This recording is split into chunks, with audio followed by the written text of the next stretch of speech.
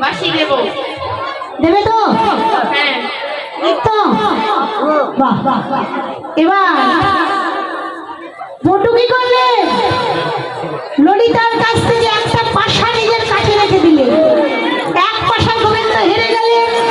এবার সখীরা বাঁশি দাও, বাঁশি দাও, বাঁশি দাও, বাঁশি দাও, দাও দাও আমায় বাঁশি দাও, দাও দাও আমায় বাঁশি দাও, দাও দাও আমায় বাঁশি দাও, দাও দাও আমায় বাঁশি দাও। তুমি বলো আমায় বাঁশি দাও। আর বাঁশি দিব না দানা, ও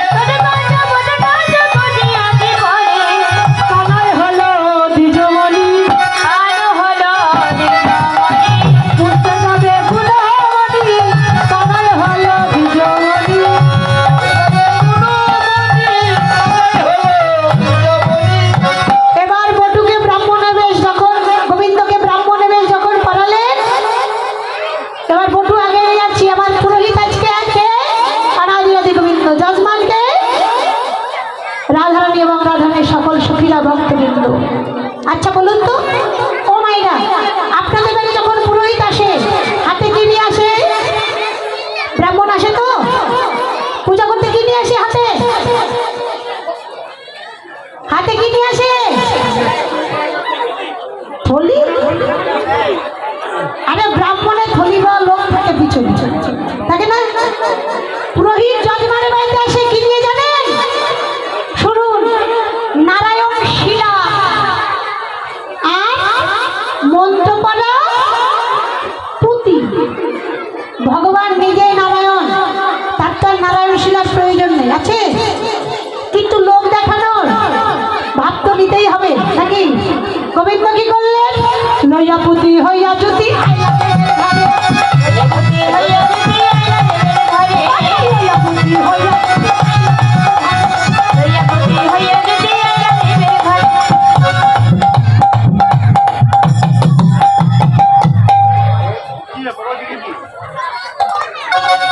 পূজা সজ্জা দেখে বধূ মন সংসার করে।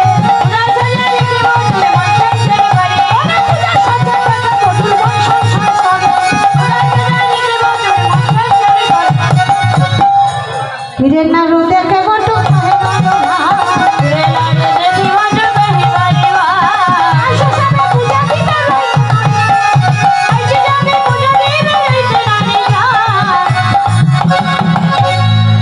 খেতে দাও না, খেতে দাও না, খেতে দাও না, খেতে দাও না, পীরের নাড়ু যাহাই আছে, খেতে দাও না, পীরের নাড়ু যাহাই আছে, খেতে দাও না, পীরের নাড়ু দাও না।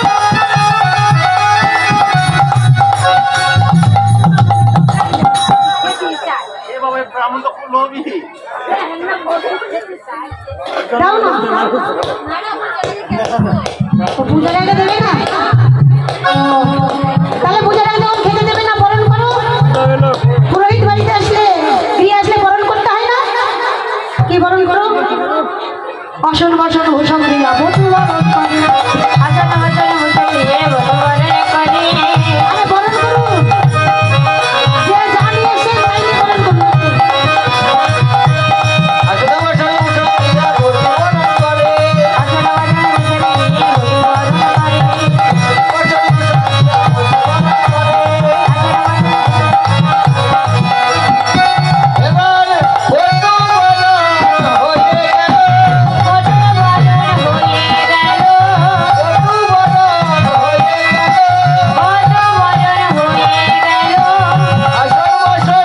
ভূষণ দিয়ে বধূ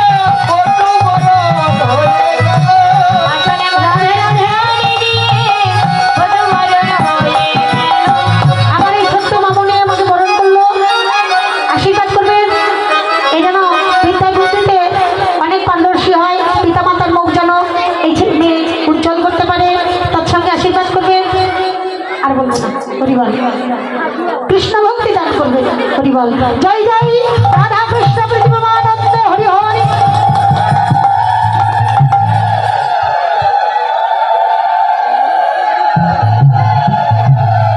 আসন বাসন ভূষণ দিয়া